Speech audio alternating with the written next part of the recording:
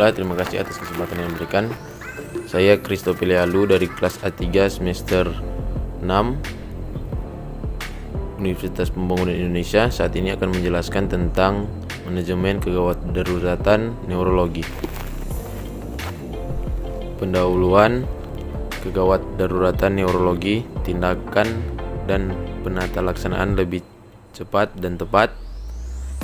Beberapa penyakit neurologi akut, penanganan yang cepat dan tepat untuk menghindarkan pasien dari gejala sisa ketergantungan obat orang lain. Diperlukan suatu pendahuluan bagi dokter dan para medis di unit pelayanan terdepan untuk mengenali dan melakukan tindakan lanjut dalam kegawadaruratan neurologi. Selanjutnya, tata laksanaan kesadaran menurun, penyebab kesadaran menurun, diagnosa kesadaran menurun. Pengobatan, prinsip cepat, tepat, dan akurat dilakukan bersamaan dengan pemeriksaan. Selanjutnya, tik meningkat, tekanan dalam ruang tengkorak berdasarkan hipotensis. Monroe Kellin merupakan jumlah volume darah internal jaringan otak, cairan otak, dan komponen lainnya. Penyebab tik meningkat, peninggian cerebral blood volume dapat disebabkan karena peninggian central venous pressure dan vasodilatasi cerebral. Gejala-gejala tik meningkat, gejala klinik, dan gejala efek massa.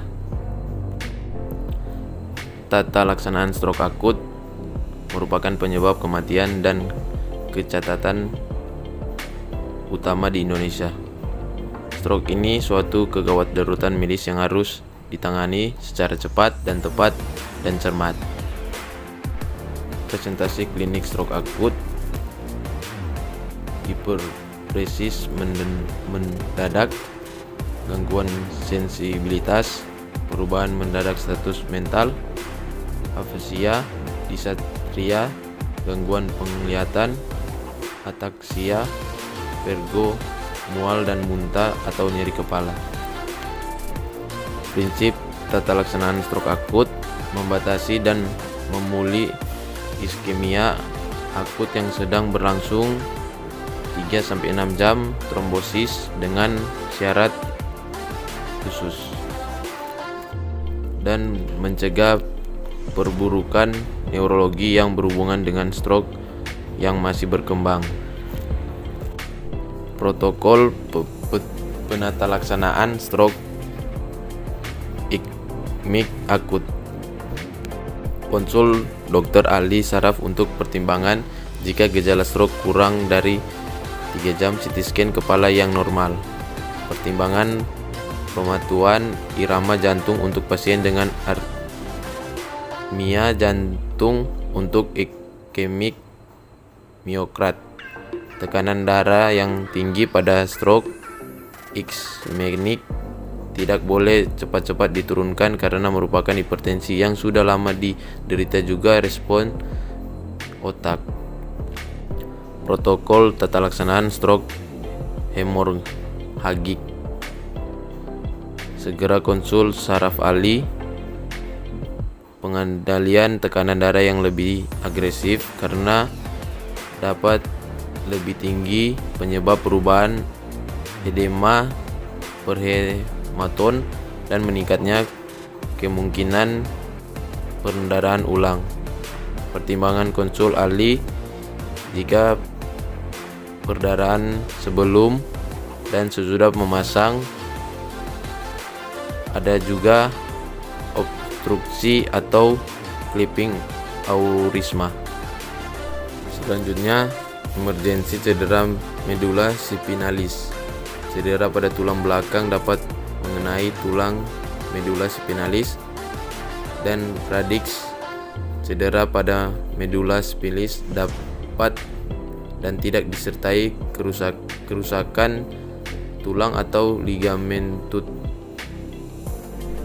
Dan terapi segera untuk mencegah hilangnya fungsi motorik permanen.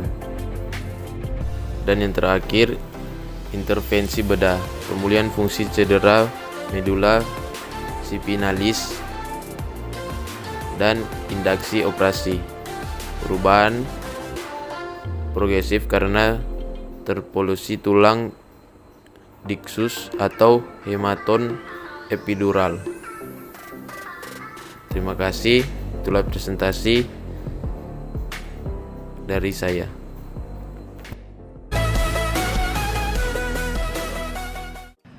Selamat datang di Fakultas Keperawatan Universitas Pembangunan Indonesia Manado. Kampus asri dan elegan yang berdiri sejak tanggal 20 Januari tahun 2009, saat ini memiliki 2 program studi. Program studi ilmu keperawatan dengan gelar sarjana keperawatan dan program studi profesi nurse dengan gelar nurse. Menjadi nurse profesional adalah impian dan harapan banyak orang.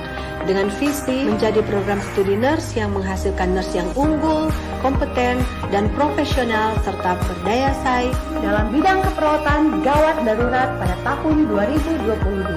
Kami memberi diri untuk mendidik perawat-perawat pemula dengan bekal ilmu, keterampilan, dan sikap profesional keperawatan tanpa memandang bulu. Kami telah mengasah diri kami dengan pendidik berkelanjutan bahkan kompeten di bidang masing-masing. Bagi putra-putri bangsa yang rindu untuk mengabdi dirinya melayani negeri, melayani orang-orang yang membutuhkan pertolongan dalam bidang kesehatan khususnya keperawatan, jangan ragu-ragu, tetapkan pilihan Anda dengan semangat. Baku-baku bantu, baku jati pandai. Kami siap mencetak Anda menjadi nurse profesional.